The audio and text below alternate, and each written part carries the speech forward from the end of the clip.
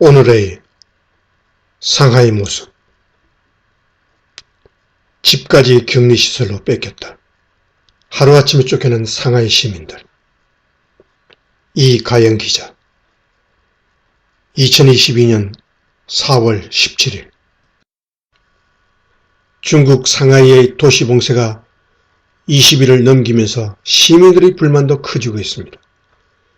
자신의 집에서 쫓겨날 처지에 놓이자 경찰에 항의하다 체포되는 시민들의 영상이 소셜미디어에 다수 올라오기도 했습니다.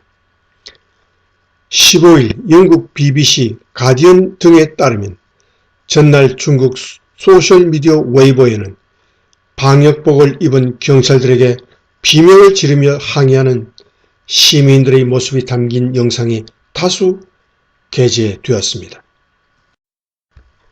상하이 방역당국은 전시관과 학교 등을 환자 임시 격리시설로 전환했습니다.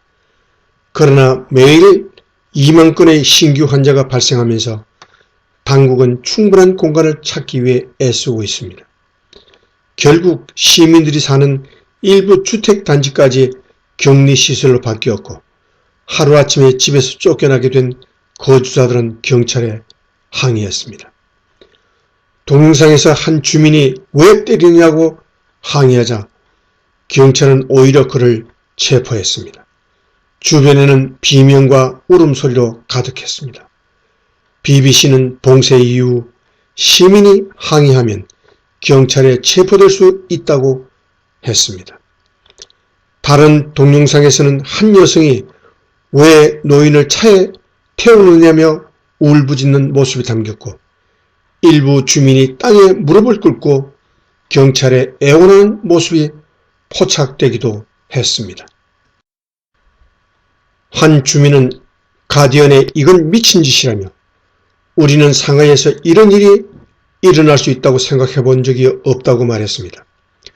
그는 상하이 관료들은 최근 몇 주 동안 우리 도시에서 일어나고 있는 일에 대해 부끄럽지 않느냐고 묻기도 했습니다. 가디언은 해당 아파트 단지 이름을 검색한 결과가 웨이보에서 사라지는 등 지난 몇 주 동안 등장한 동영상들과 마찬가지로 중국 소셜미디어 업체는 충돌 증거를 없애기 위해 재빨리 개입했다고 전했습니다. 그럼에도 비슷한 영상들은 시민들 사이에서 공유되고 있습니다. 중국 당국에 의해 사용이 제한된 트위터나 페이스북에도 등장했습니다. 상하이는 지난달 28일 도시 전면 봉쇄를 시작했습니다. 확진자뿐 아니라 밀접 접촉자 역시 집중 격리 시설에서 14일간 머물러야 합니다. 그러나 신규 감염자 수는 여전히 2만 명대를 유지하고 있습니다. 상하이 방역당국은 15일 누적 밀접 접촉자가 31만 7,115명이라고 밝혔습니다.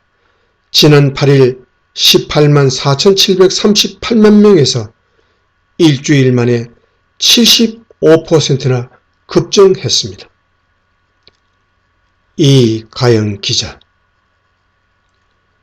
출처 조선일보.com. 이상 2022년 4월 17일 아침에 보내드린 오늘의 상하이 모습이었습니다.